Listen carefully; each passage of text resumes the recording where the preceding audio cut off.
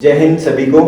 आज हम यहाँ शिक्षा क्रांति के मंच पर हिंदी दिवस मनाने जा रहे हैं। सबसे पहले आप सभी को हिंदी दिवस की हार्दिक शुभकामनाएं। आज हमारे साथ सत्यन सर है। हम कुछ प्रश्नों के साथ इस कार्यक्रम को आरंभ करना चाहेंगे। तो जितना भी आपके पास कोई भी ऐसा प्रश्न है आप सत्यन सर से वो पूछ सकते हैं।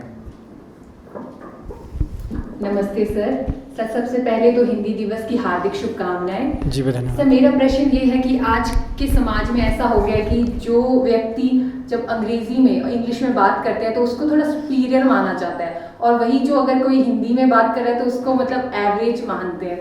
तो सर ऐसा क्यों है? लोगों की आजकल ऐसे विचार क्यों बदल गए कि जो व्यक्ति इंग्लिश में बात कर रहा है उसको ज़्यादा ही नॉलेज है, वो कुछ ज़्यादा ही जानता है। सबसे पहले तो मैं आप सभी को हिंदी दिवस की हार्दिक शुभकामनाएं देता हूं। और आज हिंदी दिवस है, हम हिंदी के प्रति निष्ठा है वो व्यक्त करते हैं।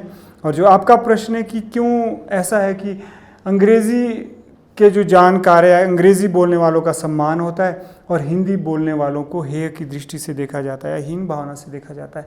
हमारा देश गुलाम रहा है। जिस देश के हम गुलाम थे, जो उनकी भाषा थी, आज भी हम उसी भाषा को कहीं ना कहीं अपना स्वामी मानते हैं। जबकि क्या होना चाहिए, एक मित्रवत भाव होना चाहिए।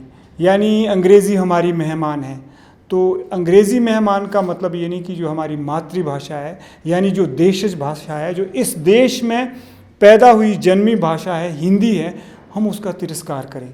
तो अंग्रेज़ी ज़रूर सीखें, लेकिन हिंदी की कीमत पर नहीं। जो आपने पूछा है कि ऐसा क्यों होता है, वो ऐसा इसलिए होता है क्योंकि हमने अपनी शिक्षा व्यवस्था में भाषाओं को सही सही तरीके से नहीं सिखाया है। यानी जो भाषा का एक जो स्थायी ज्ञान है हिंदी का, वो भी होना चाहिए और अंग्रेज़ी का भी होना चाहिए। और मैं मानता हूँ कि धीरे धीरे देश जैसे आज़ाद हुआ, इससे राजनीतिक और आर्थिक आज़ादी मिली, उसी तरह से यह देश सांस्कृतिक आज़ादी की ओर भी अग्रसर हो रहा है। और धीरे धीरे वो दिन भी दूर नहीं जब इस देश में हिंदी को भी उतना ही सम्मान दिया जाएगा जितना इंग्लिश को दिया जाएगा। हिंदी बोलने वाले का भी इतना ही सम्मान किया जाएगा जितना अंग्रेज़ी बोलने वाले का, ऐसा मेरा मानना है। सर मेरा प्रश्न आपसे ये है कि जैसे कि हिंदी को हमारे को पता है कि आज के समय में हिंदी को इतना महत्व नहीं दिया जाता, तो सर इसके पीछे रीज़न क्या है? रोहिणी जी ने भी जो प्रश्न पूछा था कि क्यों ऐसा हो रहा है, वही कहीं ना कहीं वही कारण है। इसके पीछे सबसे बड़ा कारण है राष्ट्रीय शिक्षा नीति में हमने भाषाओं को वो स्थान नहीं दिया जिस स्थान की वो अधिकारिणी है, जो स्थान हमें देना चाहिए था। अब धीरे धीरे नई शिक्षा राष्ट्रीय नीति में बहुत कुछ कहा गया है, ये अच्छी बात है, लेकिन इसका क्रियान्वयन कैसे होगा उस पर यह बहुत ज़्यादा निर्भर करता है। चलिए, जो नई शिक्षा नीति है उसके अंतर्गत जो भी कुछ हो रहा हो, लेकिन हमें खुशी इस बात की कि शिक्षा क्रांति मंच पर हम अक्सर अंग्रेज़ी पढ़ाने के साथ साथ बच्चों में हिंदी भाषा के प्रति रुचि विकसित हो, इसका भी प्रयास करते हैं, भरपूर प्रयास करते हैं। इतना ही नहीं, हम संवाद के कार्यक्रम आए दिन करते रहते हैं और हिंदी में करते रहते हैं और मातृभाषा में करते रहते हैं। सर मेरा दूसरा प्रश्न ये है कि हमने अंग्रेज़ी भाषा हमने सीख ली है, पर सर जब भी बात करने की बारी आती है हम ज़्यादा कंफर्टेबल, ज़्यादा सहज हम हिंदी भाषा में करते हैं। शायद इंग्लिश भाषा को हम इतना कंफर्टेबल नहीं होते हैं उसमें, हम अच्छे से बोल सकते हैं, पर जो अच्छाई जो मज़ा हमें हिंदी भाषा बोलने में आता है, शायद सर वो हमें अंग्रेज़ी भाषा बोलने में इतना नहीं आता है। ऐसा इसलिए होता है रोहिणी जी, क्योंकि जो हमारे भाव होते हैं वो इंतज़ार नहीं करते हैं, विचार इंतज़ार कर सकते हैं। विचार का मतलब है कि माइंड है, मन है, मैकेनिकल है, पॉजिटिव है, नेगेटिव है। जो भाव होते हैं वो बेकरार हो जाते हैं आगे आने के लिए, तो वो इंतज़ार नहीं करते, वो दिमाग का इंतज़ार नहीं करते, एकदम से वो हमारे सामने आना चाहते हैं। तो भाव की भाषा हमारी क्या रही है? हिंदी रही है या फिर मातृभाषा रही है। तो स्वतः ही यह बात है कि जो भी आप कहना चाह रही हैं तो वो एकदम से वो बाहर वो अपनी भाषा में ही निकलेगा। अगर आप किसी से प्यार करती हैं तो एकदम से वो प्यार के जो इमोशंस है, जो भाव है, वो एकदम से वो आपकी मातृभाषा में। मान लीजिए जिस तरह से मैं हूँ, एक कोई भाषा के साथ में जिया पला हूँ या पढ़ रहा हूँ, साहित्यिक भाषा है, मेरा स्तर एक इंग्लिश का है, तो मुझे आई लव यू बोलने में भी उतना ही आनंद आएगा जितना मैं तुमसे प्रेम करता हूँ में आएगा, या फिर पहाड़ी में कुछ कहना है। तो यही कारण है कि जो हम भाषा दूसरी भाषा सीखते हैं वो हमारी भाषा भावों की भाषा नहीं होती है, इमोशंस की लैंग्वेज नहीं होती है, वो सिर्फ़ और सिर्फ हमारी विचारों की भाषा होती है। वो हमारे दिल तक नहीं गुजरती है, हमारे हृदय तक नहीं छूती है, आत्मा तक वो नहीं जाती है। इसके पीछे का यही कारण है। सर, जैसा कि आपने कहा कि भाव व्यक्त करने के लिए मातृभाषा ही काम आती है, तो सर आपको क्या यह नहीं लगता कि हिंदी दिवस की जगह हमें मतलब मेन फोकस जो है वो मातृभाषाओं की के ऊपर करना चाहिए, केवल हिंदी को ही पूरी मान्यता ना देकर? जब भी कोई यहाँ विद्यार्थी आते हैं तो सबसे पहले हम उनसे यही पूछते हैं कि क्या आपको मातृभाषा आती है। तो बहुत बार यह होता है कि वो कहते हैं कि हमें मातृभाषा नहीं आती है, और वो बड़े खुश होते हैं और वो बड़े इस तरह से बोलते हैं कि जैसे वो बहुत ही बड़ी उपलब्धि उन्होंने हासिल कर दी है, जबकि बहुत बुरी बात है, गलत बात है। मातृभाषा को कभी आप व्यवहारिक तौर पर ज़्यादा नहीं सिखा सकते। मातृभाषा सीख चुके हैं, लेकिन हमें जिन लोगों को मातृभाषा आती है उनको सार्वजनिक तौर पर मातृभाषा बोलनी चाहिए, ताकि जो आने वाले हमारे बच्चे हैं या युवा हैं, ताकि वो शर्मिंदगी महसूस ना करें अपनी मातृभाषा में बात करने में। वरना क्या होता है कि जिस तरह से ग्लोबलाइजेशन का दौर है, जैसा वहाँ दिखाया जा रहा है, वो हीन भावना का शिकार हो जाते हैं, सुपीरियरिटी इन्फीरियरिटी कॉम्प्लेक्स आ जाता है। वो चीज़ें नहीं रहनी चाहिए। तो मेरा यह मानना है कि बजाय इसकी कि हम मातृभाषा की एक औपचारिक कक्षाएं बिठाएं, ज़रूरी है कि माता पिता बच्चों से मातृभाषा में बात करें।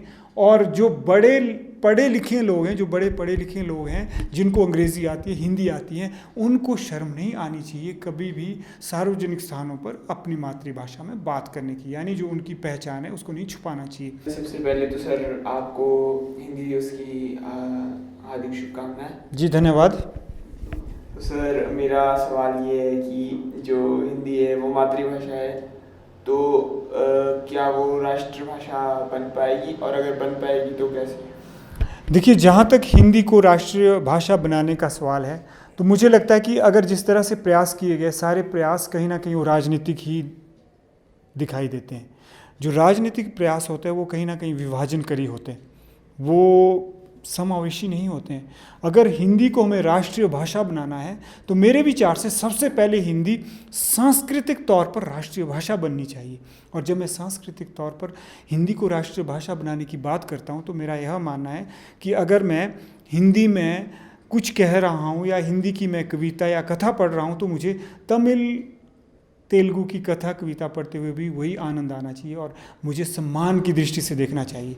भाषाएं क्या होती है? भाषाएं एक दूसरे से आदान प्रदान ज़रूर करती हैं, लेकिन भाषा में टकराव वहाँ आता है जहाँ हमें राजनीतिक स्तर पर इसे आगे ले जाना पड़ता है, आर्थिक स्तर पर इसे आगे ले जाना पड़ता है, वहाँ टकराव पैदा हो जाते हैं। तो सबसे पहले अगर हमें हिंदी को राष्ट्रभाषा बनाना है, तो सबसे पहले हमें सांस्कृतिक स्तर पर इसको, हिंदी भाषा को वो सम्मान देना होगा जिस सम्मान की ये अधिकारिणी है।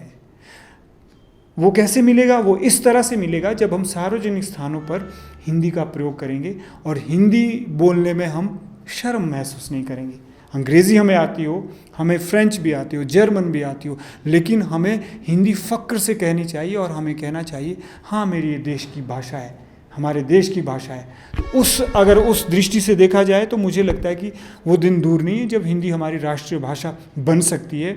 बहुत समावेशी है, यह संस्कृत के शब्द भी समावेश कर सकती है, तेलुगु तमिल के भी समावेश कर सकती है, बहुत ही ज़्यादा समावेशी भाषा है, ऐसा मेरा मानना है। लेकिन अगर हम बिना हिंदी को सांस्कृतिक दृष्टि से राष्ट्रीय भाषा बनाए बगैर अगर हम चाहते हैं कि इसको राजनीतिक तौर पर आगे राष्ट्रीय भाषा बनाना चाहते हैं, तो आपने देख लिया कि कितने आंदोलन हुए और उनका अंजाम भी आपने देख लिया कि किस तरह से विभाजनकारी बनी, दक्षिण और उत्तर को किस तरह से बांटने वाली बनी। सर सबसे पहले आपको हिंदी दिवस की हार्दिक शुभकामनाएं। बहुत बहुत धन्यवाद। सर आपने अभी कहा कि जो आज भाषाएं हैं वो विभाजन का कारण बन चुकी हैं। भारत एक अपनी संस्कृति में इतने आगे जा चुका था यह देश, फिर भी आज यह देश क्यों भाषाओं के ऊपर विभाजित हो रहा है? जब भी हम गुलाम होते हैं, फिर से मैं कहना चाहूँगा, जो सांस्कृतिक आज़ादी हमें बड़ी आहिस्ता आहिस्ता मिलती है। सिर्फ यह भाषा ही नहीं, कोई भी चीज़ें हमारे देश की हम बंट जाते हैं। हम अगर किसी चीज़ को आगे ले जा रहे, देशभक्ति को आगे ले जा रहे, ये मेरा देश है, तो हमारे भाषा में, हमारे शब्दों में हम ऐसे ध्वनित होते हैं कि जैसे मेरा देश ही महान है, बाकी बेकार है, वो जो कि बहुत गलत है। मुझे लगता है मेरा देश महान हो, लेकिन ऐसा तो ना हो कि दूसरे बेकार है। अभी सुबह लिख भी रहा था कि अर्ज है, अपनी बात रखने में जोश हो, जोर शोर ना हो, हम ही सच्चे और दूसरे झूठे चोर ना हो। यानी जब भी हम अपनी बात बेबाकी से रखना चाह रहे हैं तो उसमें जोश होना चाहिए पांडे जी, लेकिन जोर और शोर नहीं होना चाहिए। जब जोर और शोर होता है तो हम कैसे ध्वनित होते हैं? हम ध्वनित होते हैं कि हम सच्चे, बस हम ही सच्चे हैं, बाकी सब झूठे चोर हैं। तो यह बात नहीं होनी चाहिए। अगर हम में यह बात आ जाए कि जब मेरी माँ है, हिंदी मेरी माँ है, मातृभाषा है, लेकिन जो दूसरी भाषा हुई तो भ्रातृभाषा है। अगर हम मातृभाषा सीखते हैं तो इसमें हमारे संस्कार, सांस्कृतिक संस्कार पलेंगे, बढ़ेंगे। और अगर हम भ्रातृभाषा सीखते हैं, जैसे आप अंग्रेज़ी सीख रहे हैं, तो क्या होगा? उससे भाईचारा, सदाचार, भाईचारा बढ़ेगा। क्यों नहीं बढ़ेगा? सदाचार बढ़ेगा। यानी जब हम उनकी भाषा सीखेंगे, वो हमारी भाषा सीखेंगे, तो आगे हमारा देश जाएगा और एक ब्रदरहुड, सेंस ऑफ ब्रदरहुड आगे जाएगी। आप सभी को हिंदी दिवस की हार्दिक शुभकामनाएं। सर, मेरा प्रश्न ये है कि हम हिंदी दिवस क्यों मनाते हैं? बहुत बढ़िया प्रश्न उन्होंने पूछा है। हम हिंदी दिवस इसीलिए मनाते हैं क्योंकि जनमानस में हिंदी के प्रति जागरूकता पैदा कर सके। यानी हिंदी हमारे देश से उपजी, हमारे देश में पैदा हुई भाषा है। तो भाषा हमें बहुत कुछ देती है। भाषा अपने साथ संस्कार लाई है, मूल्य लाई है। भाषा हमें बता रही है कि हमारे जो पुरखे थे, हमारे बुज़ुर्ग थे, हमारे दादा थे, जो हमसे पहले हमारे पूर्वज थे, वो कैसे जीते थे, वो क्या सोचते थे, उनके पास क्या ज्ञान था।